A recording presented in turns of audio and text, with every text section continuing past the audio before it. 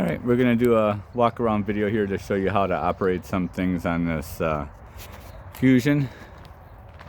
I can show you more when you pick it up as well, but just give you a little video to refer back to. Always check before you open the slide outs to make sure you got good clearances. Make sure nothing's in your way. Same thing when you retract it, just make sure that nothing's going to get caught inside. If you see in front of the wheels there is your dump station. I'll show you that when we get over there. When you want to put fuel in a generator, it goes in here. In front here is a fuel filling station. I don't think it's ever had fuel in it, to be honest with you, and when I hit the power switch nothing happens, so if you're going to need to use that you'll probably have to diagnose it.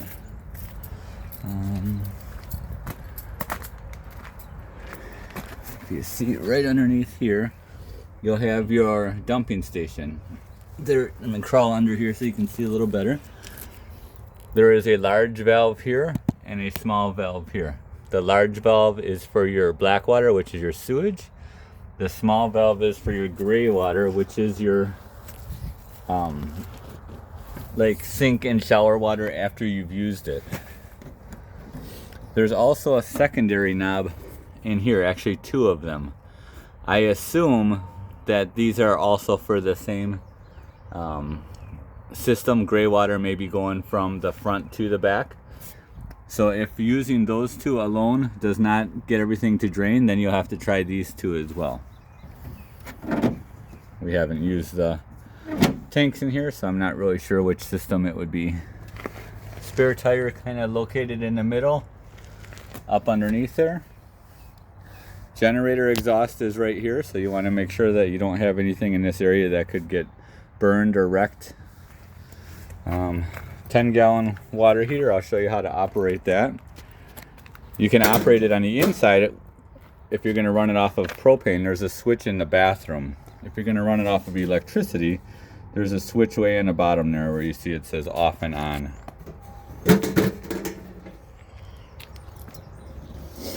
Inside this compartment here is all your controls. We currently have it summarized and ready to go. But if you are going to use it for winter, you'll change some of the valving to different positions as indicated on there. Bottom here is for sewer flush. Only hook a hose up to this if you're draining your sewage at the same time. This is your city water connection for a hose.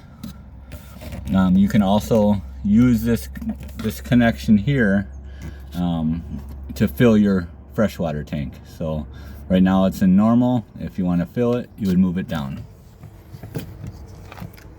Pass-through storage. This here is just a large storage area for a spare propane. This here is docking lights for the front. You'll see when you hit that switch, then the lights come on front here.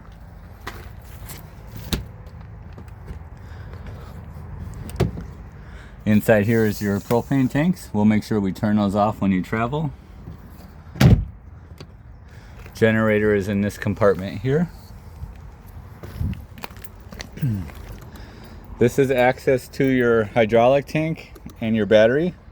I have a battery charger on now, seeing how the thing's been sitting for, I don't know, 5 months now. So I charged it up so we could fire up the generator.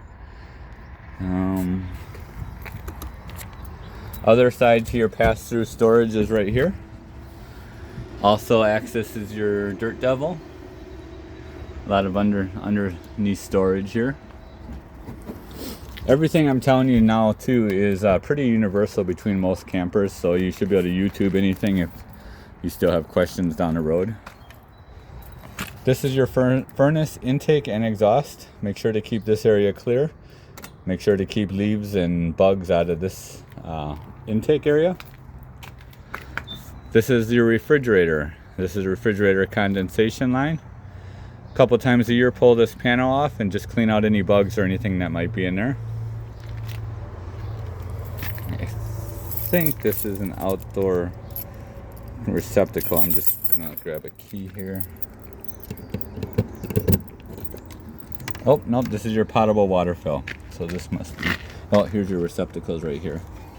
This is if you want to fill your storage tank, but you don't want to travel with a full storage tank. So you can fill it close to your destination as possible.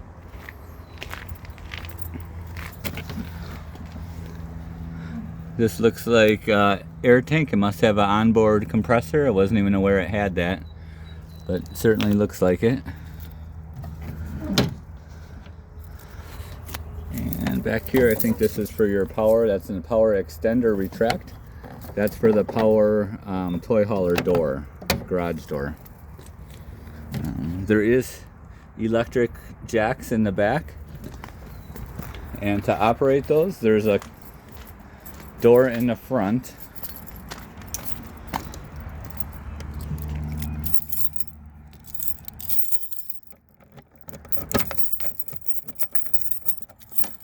And you'll see here stabilizers, STB. To make them go down, you hit extend, and to bring them up, you hit retract. This here is your hydraulic landing gear. That's what HLG is. To extend them, you hit extend. To retract them, you hit retract. This is if you want to shut out, turn off your slide outs. So for example, if you want one slide out to move independently with the other one, then you can take the switch and turn it to the off position. For example, if you want to open up one slide out, but there's a tree in the way where you can't open up the other, that would be a way to control which one opens. Alright, coming on inside here. I'm just doing a quick walkthrough to kind of refresh my memory on this. It's been a while. Okay. Alright, when we first walk in, you got your power center down here. All your 110 volt breakers and all your 15 amp fuses, and then a battery disconnect. So I have the battery disconnect in the out position now, which means that the battery is connected, and because we're plugged into 110 volt, it is also charging the battery. Just a trickle charge, but it is charging it. When you're not using the camper, you should turn this off, and then that'll help keep the battery life. Alright, in here we got your test station. It shows the fresh water is empty, the holding tank is empty, the gray 1 and gray 2 are all empty, and the battery is plugged in currently, so it shows of a full charge. Slide outs, I'll show you that when we're done. That's in and out. Start and stop is for the generator. So to start the generator, you actually hold it on stop until you see the light illuminate, because you're priming it now. And now that the light illuminate, then to start it, you just hit the start button, hold it for a minute until it's running, and then you'll just hear it running. Not sure if you can hear that through the camera or not, but it's running. Speakers, subwoofers, I feel like those didn't work quite right on here. I don't remember though. Different lighting, security lights, and your step light, those are exterior lights. Water pump on here. We're not hooked up to a hose right now, so if we want to use water, we turn the water pump on and it's gonna go off of our freshwater tank. Our freshwater tank is almost empty, but I think there's still enough in here just to test it. Here's a bunch of keys. So cold water to the right, hot water to the left.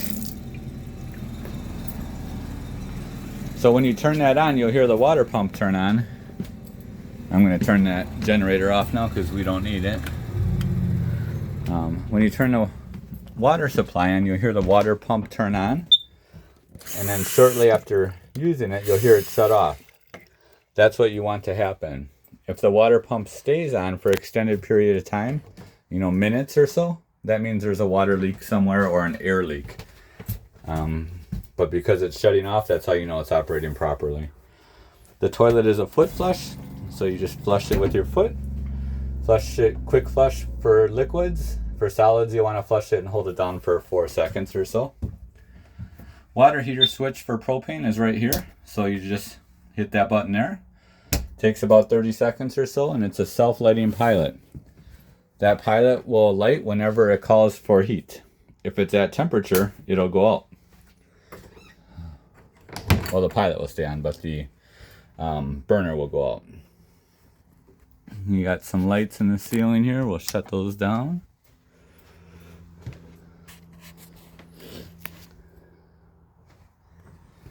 Okay, head back this way.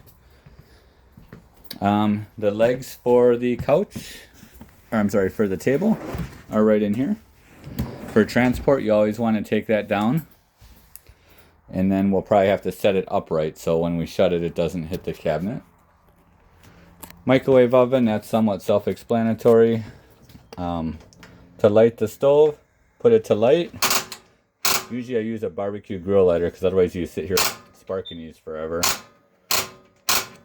But I don't think I have one, so I'll probably have to find one and show you that when you come. I think I might have showed you that actually when you came the first time. Refrigerator here, I have it in auto mode. So it's been running for a couple hours now, and oh yeah, it's real cold. As soon as I open a door, I feel it. That's the freezer. And then the refrigerator here. They'll usually take about 4 hours or so to cool, overnight to get completely cool. I have it in auto, so right now it's using AC power, but if power were to go off, then it'll switch over to propane. As long as you have propane in the tanks and your battery, a good battery, it would work. All right, walking into the back here. Let's see, we got the bed controls up and down. Rear air conditioner, you can't see it now, it's up by the bed. If we want to operate this bed, we'll just go down with this toggle here. If we go all the way down, we can release the table underneath. And you see the air conditioner there, the cover is just sitting on a bed. They fall off when you travel sometimes, actually almost all the time.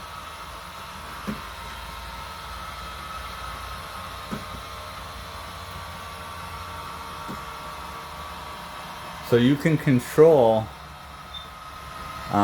the bed. So for example, if you don't want to use the top bed and you just want to bring the bottom one down for a table, you put pins in here. I didn't see any pins laying in here. I think last year when we did it, we used actually like thick nails, but I recommend the proper pins. And then again, the table drops out of here. These legs fold down. Lighting.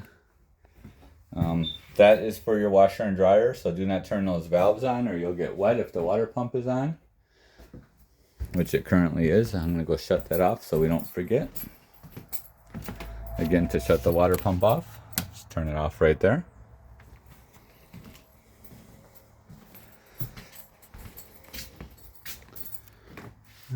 Okay. We'll do some of the HVAC. So it's hot out today, so it's 83 in here now. If we want to cool it, turn it to cool. Toggle down to your desired temperature, and then in about 30 seconds, maybe 45 seconds, you'll hear the air conditioner kick on. You won't feel, you probably just heard that. So there's two dumps on it. Right there is a dump, and right there is a dump. If you leave those open, the air, like I feel right now, is coming down. However, if you shut them, then it's going to direct the air towards the venting in the front and over in here. It does take about 5 minutes or so to get nice cold air blowing in here. Might be another one. No, that's it. But a hotter day, it could take even longer because that ceiling attic has a ton of heat in it. Alright, so we want to turn the AC off. Just turn it to the off mode right in the middle, and that'll shut off. I think I showed you the water heater, but I don't think I showed you how to work it. So we turn it on there, and then we'll go outside. It's all the way over here.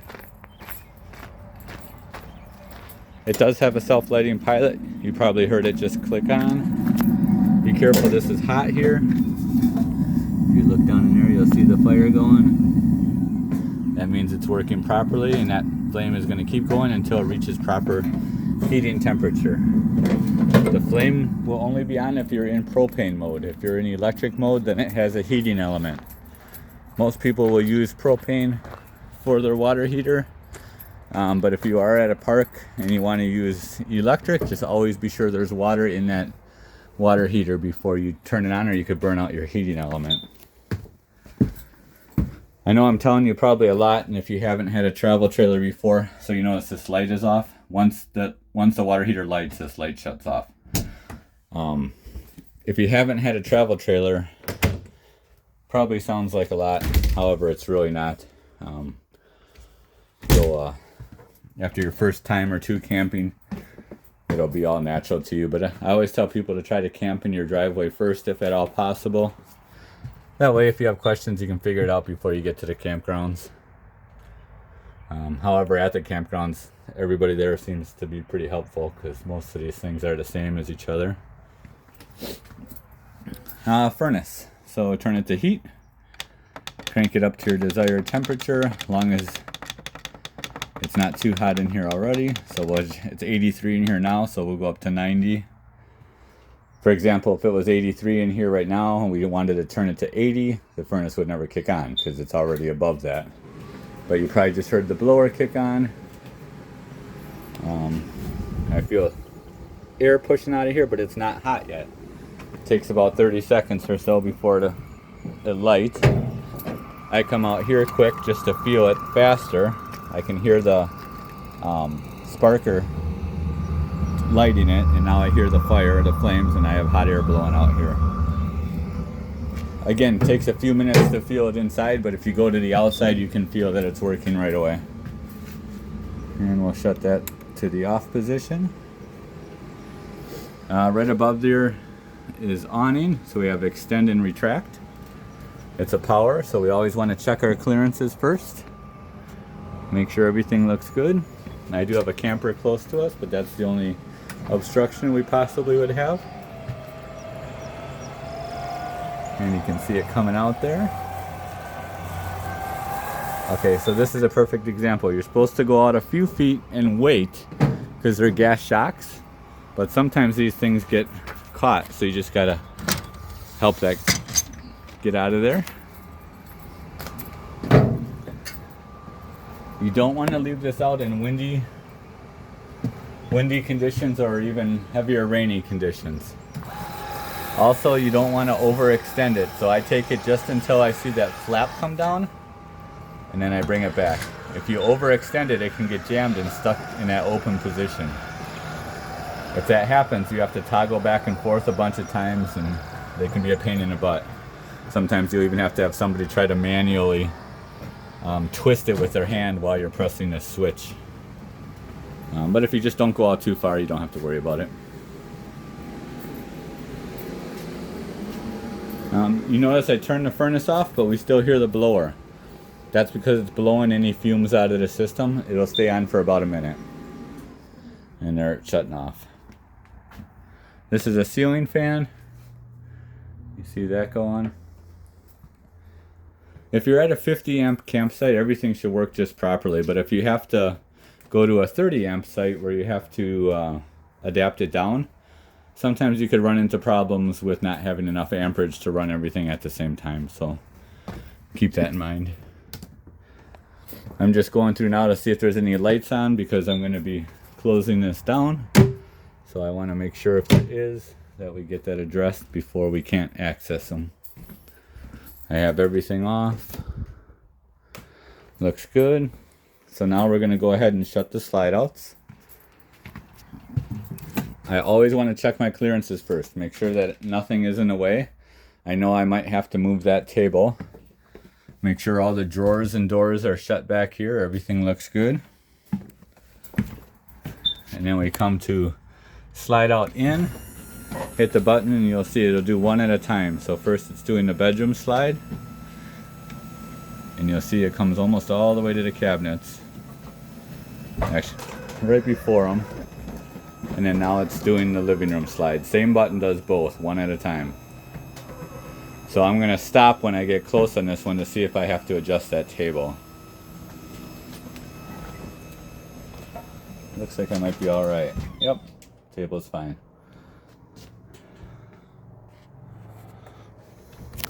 All right, I think that should be everything.